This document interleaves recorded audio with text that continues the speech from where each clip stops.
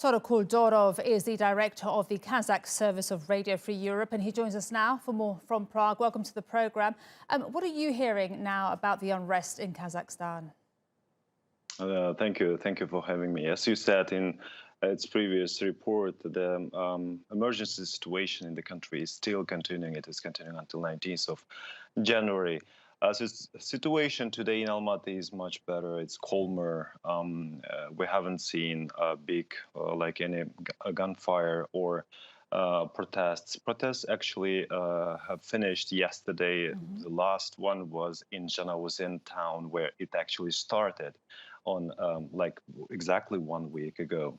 And today, you reported a little bit earlier about 164 dead people today overall in the country in last several days. But that information was later today denied by the Ministry of Health of the country. They were explained it was technical mistake, by the way. Okay. But do we know how many people have been killed? I know there's been an internet blackout. Information is hard to get. What casualties were there? And also, who were the people? Because we've heard them being called everything from foreign-trained gangs to, I can't remember what other adjectives. And even now, Russia's called, yes, terrorists. And Russia is calling this operation now a counter-terrorism operation that they're conducting in Kazakhstan. So who are they? Unfortunately, until now, we don't know anything about the number of casualties, because authorities in Kazakhstan are not giving any kind of figures in the last several days. The last information was 18 soldiers killed, dead, and 26, if I'm not mistaken, protesters, or how they call it, terrorists, were killed. It was a couple of days ago, but since then we haven't heard anything from them.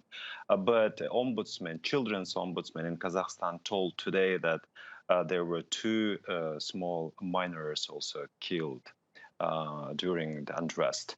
About those who were organizing, as authorities are calling, the riot in the evening of like 4th of January to 5th of January, and seizing the governmental buildings, robbing the shops, burning burning cars. They were. It is quite interesting. The president called 2 days ago in its address to nation that there were 20,000 terrorists came to Kazakhstan. But it is a very they were trying to explain it with overall protest movements and saying that protesters were the same people.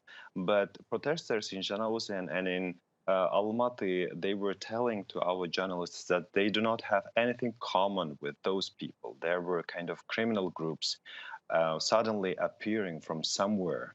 That is why there are so many conspiracy theories are now playing in expert community and among journalists and ordinary people. They are saying that some other groups were involved. That's an interesting thing that definitely should be investigated later, because now we cannot get any kind of information from any participants of those peaceful demonstrations of those days to get some kind of sense.